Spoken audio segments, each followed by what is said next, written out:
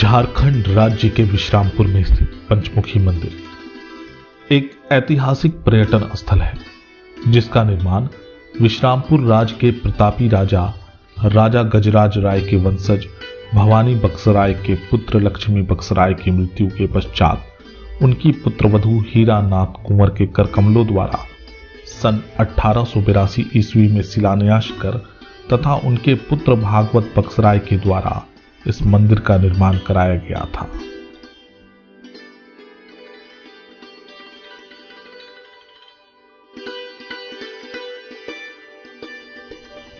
सन 1927 ईस्वी अक्षय तृतीया का दिन उनके पुत्र राजा नागेश्वर बक्सराय और रानी हरिप्रिया माली देवी ने इस मंदिर का प्राण प्रतिष्ठा किया।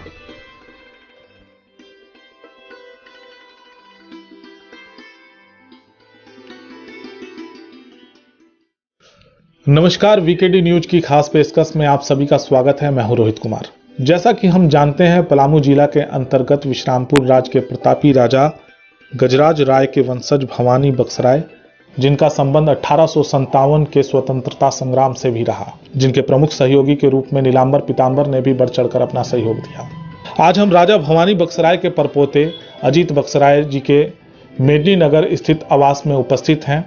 तो आइए जानते हैं इनसे जुड़ी कुछ रोचक बातें और उनके बारे में, उनके इतिहास के बारे में तथा पंचमुखी मंदिर के निर्माण और उसके योगदान के बारे में। तो आइए, स्वागत है आपका अजीत बक्सराय जी हमारे इस कार्यक्रम में। धन्यवाद रोहित जी। पहले तो बहुत बहुत धन्यवाद वीकेडी न्यूज का कि इस विषय में आपने जानकारी देने का प्रयास किया जी। इसका मैं बहुत ही आभारी हूँ। अजीत जी, आज का समय और उस दौर का इतिहास कैसा महसूस करते हैं आप?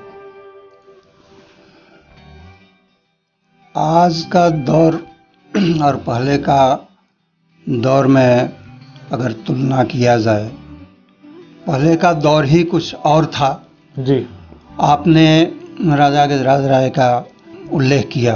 वे बहुत ही प्रतापी राजा थे। उन्होंने अपने राज्य का बहुत विस्तार किया। उनके राज्य में जनता बहुत ही सुख शांति से रहती थी जी। और सुखी संपन्न थी जी। राजा अपने प्रजा के लिए तैयार रहता था जी। उनको उनके कष्ट का हमेशा निवारण करता था जी।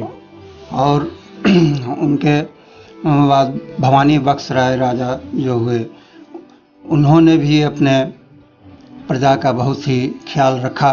भवानी बक्सराय ने जो 1857 में जो भारत का प्रथम स्वतंत्रता संग्राम कहलाता है जी, उनमें बढ़ चढ़कर हिस्सा लिया।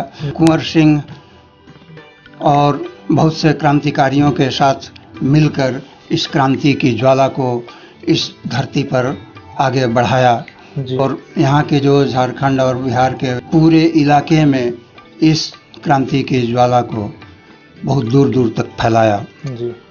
उनमें उनके सहयोगी नीलांबर और पीतांबर आदि दोनों भाइयों ने भी और असंख्य क्रांतिकारियों ने बहुत सहयोग दिया जी। और यहाँ जोरदार अंग्रेजों के विरुद्ध लड़ाई छिड़ी पलामू की धरती पर। अजीत जी, हमें ये बताइए कि वो समय जब आपके वंशज राज किया करते थे, उस समय की लोकप्रियता और अभी के समय में उतना स्नेह जो उस समय मिलता था, आज भी आप लोगों के प्रति वहाँ लोगों का रुझान कैसा है? उस समय भी जनता बहुत ही और प्यार और स्नेह देती थी जी। और एक पारिवारिक संबंध था पूरे राज्य की जनता का, पूरे गांव की जनता का, हम लोगों और जनता के बीच एक पारिवारिक संबंध था और बहुत ही प्यार और आपसी संबंध बहुत ही अच्छा था। और आज भी पूरी जनता की ओर से हम लोगों को वही स्नेह और वही प्यार मिल रहा है और लगता है कि मिलता रहेगा। चलिए, ये तो था आपके राजघराने के बारे में। अब आइए हम लोग आते हैं पंचमुखी मंदिर के बारे में। जैसा कि हम लोग जानते हैं कि पलामू जिले के अंतर्गत कई सारे पर्यटन स्थल हैं, जैसे बेतला नेशनल पार्क हो गया, नेतरहाट हो गया, और भी कई सारे ऐसी जगह हैं जहां पर पर्यटक लगातार आते हैं।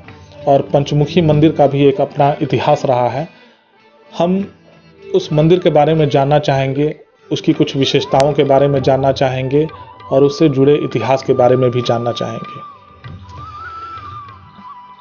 आपने बहुत ही अच्छा प्रश्न किया है जी। ये पंच की मंदिर जो है ये पलामू की धरती पर विश्रामपुर में जो खड़ा है वह एक बहुत ही अमूल्य और दर्शनीय स्थली है। जी। और यह एक कोहिनूर हीरे की तरह है, पारखी ही इसको परख सकता है।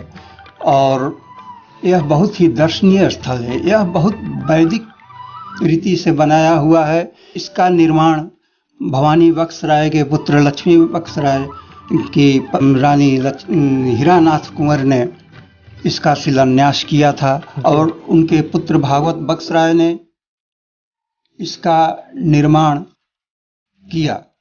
शिलान्यास 1882 ईस्वी में हुआ था हीरानाथ कुंवर के कर कमलों द्वारा जी। और भागवत बख्श राय राजा ने इसका निर्माण किया जी। और उनके पुत्र राजा नागेश्वर बख्श राय और रानी हरिप्रिया माली देवी ने इसका प्राण प्रतिष्ठा 1927 ईस्वी में किया था अक्षय तृतीया के दिन किया था। इस मंदिर के निर्माण में जिन जिन पदार्थों का प्रयोग किया गया था, क्या आप उसका उल्लेख करना चाहेंगे? जी हाँ, इसके निर्माण में उस समय न सीमेंट का प्रयोग किया गया था, न छड़ का प्रयोग किया गया था। उस समय इसका निर्माण में बेल हुआ, बेल, उड़द, गुड़ और लाह और चूना, ये सब को मिलाकर मसाला तैयार किया जाता था और उसी से इसका निर्माण हुआ। और इस मंदिर का बहुत ही भव्य रूप देखने में मिलता है जो आज दर्शनीय है और सभी लोगों को एक बार इसका अवश्य दर्शन करना चाहिए। अच्छा, आप हमें और दर्शकों को ये बताएं कि इस मंदिर में किस देवी देवता की मूर्ति स्थापित की गई और आंतरिक रूप से मंदिर देखने में कैसा है? देखिए, इस मंदिर की भव्यता तो देखने के बाद ही पता चल सकता है जी। और इसका नक्काशी और इसका सुंदरता जी बहुत दूर दूर तक देखने को नहीं मिलता है।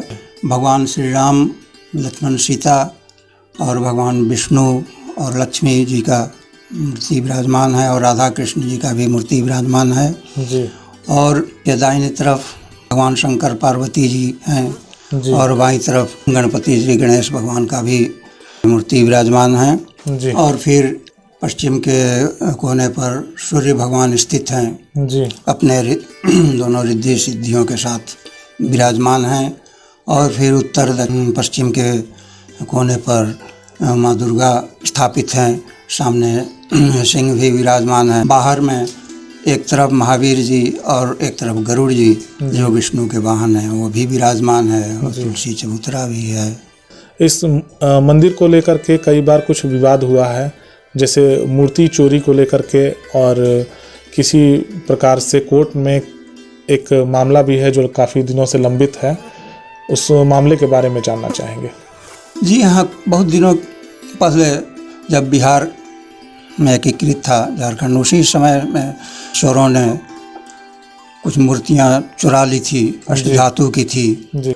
पुलिस छानबीन बहुत कर रही थी और खोज भी रही थी, नहीं मिल रहा था। तो चोरों में ही से किसी की पत्नी ने अवगत कराया प्रशासन को आकर। वो कह रही थी, आपस में ही लोग लड़ने लगे अपने परिवार में कि भगवान की मूर्ति को क्यों चोरी किया है तुम लोग, जाके स्थापित कर दो, जाके दे दो। तो लोग नहीं माने तो खुद आकर उन्होंने और इसको पकड़वाया और सब लोगों को गिरफ्तार किया और मूर्ति भी बरामद हुआ।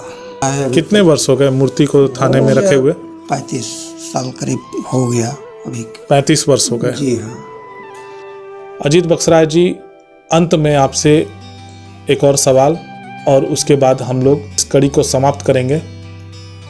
आप भारत सरकार से कुछ आग्रह करना चाहेंगे?